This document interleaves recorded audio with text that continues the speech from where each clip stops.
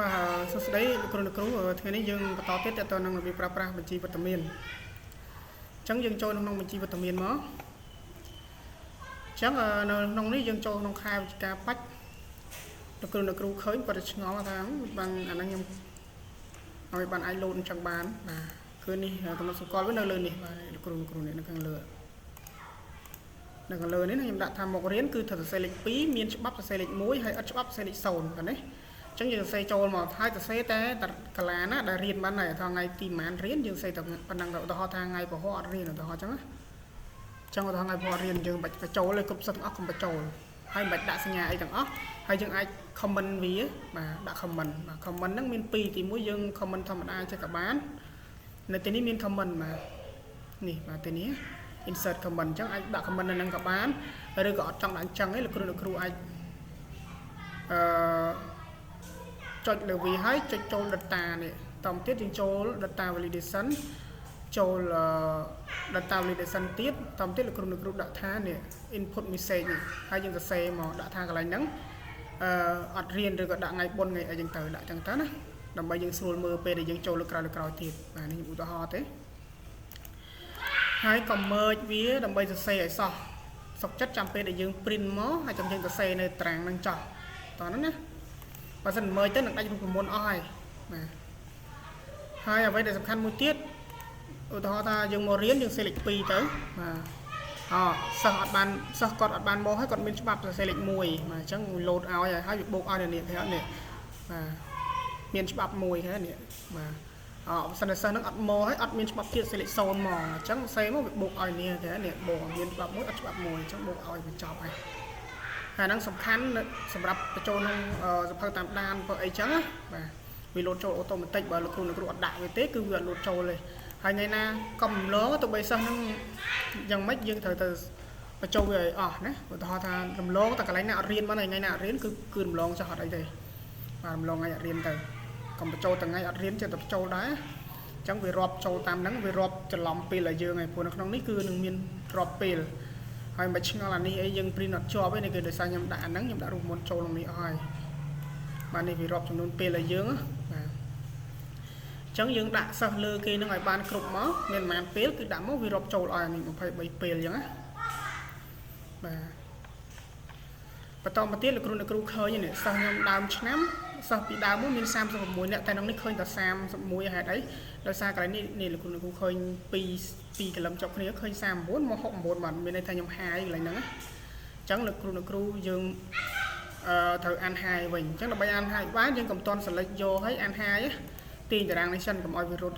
បាទចុចលើវាឲ្យទាញវាមកក្រោមមួយសិនមកតទៅទៀតលោកគ្រូ select លើវាពីcell ហ្នឹងមកបាទពី roll មែនពី cell ឯងបាទពី roll ហ្នឹងមកហើយយើងមកស្ដាំយើងជ្រើសរើសអាក្រោម import មកអានហាយអញ្ចឹងអានហាយមកលោកគ្រូឃើញនេះលោតតតក្រហមត្រឹមនឹងមានន័យថាចំនួនសិស្សយើងអាចដាក់ដល់60នាក់អញ្ចឹងដល់ពេលប៉ុណ្ណឹងហើយលោកគ្រូយើងយកធំសិស្សយើងប្រហែលអ្នកនេះសិស្សយើងធំ36អញ្ចឹងយើង select មកវិញមក select ធំបតតក្រហមនេះបានហើយនេះបាទ select ធំបតតក្រហមចុងក្រោយមកហើយយើងមកស្ដាំវិញមកយើងយកពាក្យថាហាយវិញបាទអញ្ចឹងហាយវិញមកយើងអូសអានេះទៅលើវិញទៅបាទចុចវាដល់អញ្ចឹងយើងអូសវាទៅលើវិញទៅ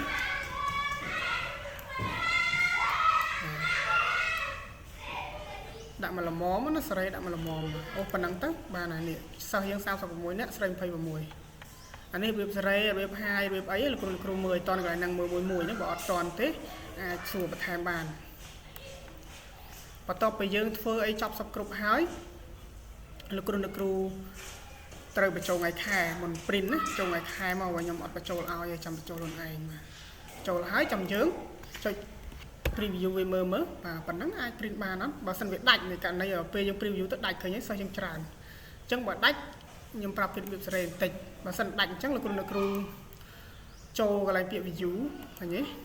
ហើយយើងចូលពាក្យថា page break អញ្ចឹងលោកគ្រូទាញវាមកករណីយើងទាញវាអស់វាអាចតូចណាករណីយើងទាញអស់មិនចេះអញ្ចឹងវាអាចតូចទាញអញ្ចឹងបើសិនយើង preview សាក់មើលវាមួយទំព័រតែវាទូចណាបើសិនលោកគ្រូអាចយកបានក៏ print មកតែបើសិនយើងថាតូចពេកខ្ញុំអត់ចង់យកទេអញ្ចឹងលោកគ្រូទុកវាជា2ទំព័រចុះអញ្ចឹងយើងចុច undo វិញហ ហើយលោកគ្រូអ្នកគ្រូទាញវាមកលើញមកដើម្បីសេវាទុកវាជា2ទំព័រទៅប៉ុណ្ណេះមកបាទប៉ុណ្ណឹងមកហើយលោកគ្រូអ្នកគ្រូ preview វាឡើងវិញមកប៉ុណ្ណេះវាទៅជា2ទំព័រឃើញទេអាហ្នឹងបើសិនយើងអាចចង់បាន2ទំព័របាទនេះវានៅធំបាទ2ទំព័រនេះប៉ុន្មានភាគរយយើងចង់ដឹងយើងចូលនេះចូល layout នេះដើម្បីដឹងថា51%អញ្ចឹងក៏វារៀងតូចដែរអញ្ចឹងណាចឹងអានេះរបៀបសេរីបើសិនជាលោកគ្រូស្រឡាញ់តំពប៉ុណ្ណាតិចឆ្ងល់ print ទៅដាច់មិនបំផុសខ្ញុំ print ទៅដាច់អញ្ចឹងអាហ្នឹងគឺក្បួនសេរីអញ្ចឹងលោកគ្រូមើលវីដេអូហ្នឹងណាហើយយើងដោះវិញមកតិចដាក់អញ្ចឹងនៅអញ្ចឹងរហូតមើលឃើញណាអញ្ចឹងលោកគ្រូចូល view មកយើងដាក់ normal លេងមកវាធំវិញតើនេះករណីយើងសេរីហើយ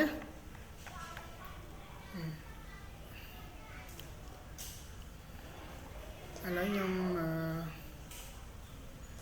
មានប៉ុណ្ណឹងតើតើនឹងបញ្ជីវត្តមានអញ្ចឹងខ្ញុំ undo វិញតិចសិនអានេះប៉ុណ្ណឹងសិនចុះអានេះខ្ញុំអត់សេរីអីទៀតទេចាំពេលលោកគ្រូយកទៅមើលវីដេអូហ្នឹងទៅហើយសេរីតាមហ្នឹងទៅបាទឆ្លាញ់ប៉ុណ្ណាយើងសេរី print ប៉ុណ្ណឹងបាទចឹងរៀងវែងតិចណាបាទអរគុណច្រើន